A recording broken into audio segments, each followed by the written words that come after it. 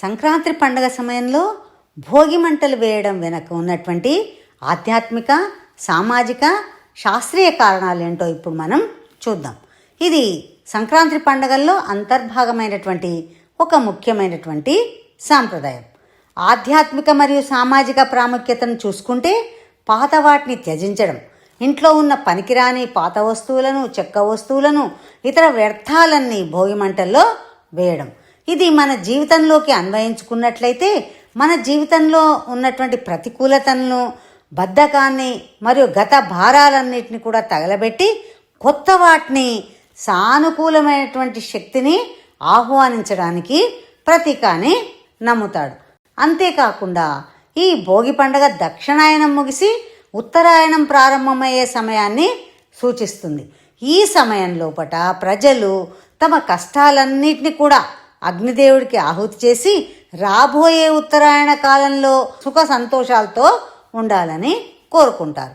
పురాణాల ప్రకారం చూస్తే వామనావతారంలో విష్ణుమూర్తి పాతాళానికి పంపించినటువంటి బలిచక్రవర్తి సంక్రాంతి సమయంలో భూలోకానికి వచ్చి ప్రజలను ఆశీర్వదిస్తాడని నమ్ముతాడు. ఆయనకు ఆహ్వానం పలికేందుకే భోగి మంటలు వేస్తారని కూడా ఒక కథనం. మరి శాస్త్రీయ కారణాలు ఏంటి? మరి శాస్త్రీయ కారణాల్లోకి వెళ్తే వెచ్చదనం మరియు ఆరోగ్యం. ఈ భోగి మంటలు ఈ యొక్క శీతాకాలపు చలిని తట్టుకోవడానికి వెచ్చదనాన్ని అందిస్తాయి. ఎందుకంటే గాలి కూడా శుద్ధి కాబడుతుంది. సాంప్రదాయకంగా భోగి మంటల్లో మనం ఎక్కువగా ఆవు పేడతో చేసినటువంటి పిడకలు, రావి, మామిడి, మేడి వంటి ఔషధ చెట్ల యొక్క బెరళ్లను, ఆకులను ఉపయోగిస్తారు. వీటిని కాల్చడం వల్ల వచ్చే పొగ గాలిని శుభ్రపరుస్తుంది.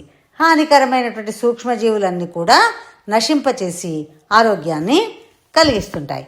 అంతేకాకుండా శీతాకాలంలో వాతావరణం పొడిగా మారి దుమ్ము ఎక్కువగా ఉంటుంది. మనము ఈ యొక్క సంక్రాంతి సమయంలో ఇళ్లను శుభ్రం చేసుకొని భోగి మంటలను వేయడం ద్వారా పరిసరాలను పరిశుభ్రంగా ఉంచుకోగలుగుతాం. కానీ ఈ కాలంలో యొక్క ఆలోచన ధోరణి మానవుల్లో మార్పు చెందడం వల్ల అనేక దుష్పరిమాణాలకు ఈ భోగి మంటలు కూడా కారణం అవుతున్నాయి.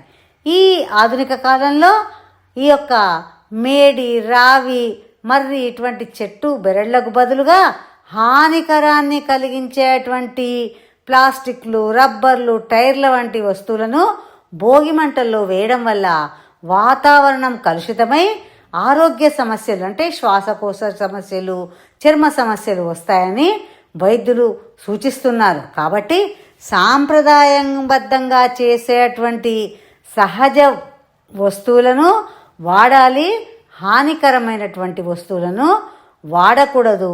పండగ మరియు ప్రశాంతంగా మనకు ఆహ్లాదాన్ని, ఆనందాన్ని అందించే విధంగా, ఆరోగ్యాన్ని అందించే విధంగా జరుపుకుందాం.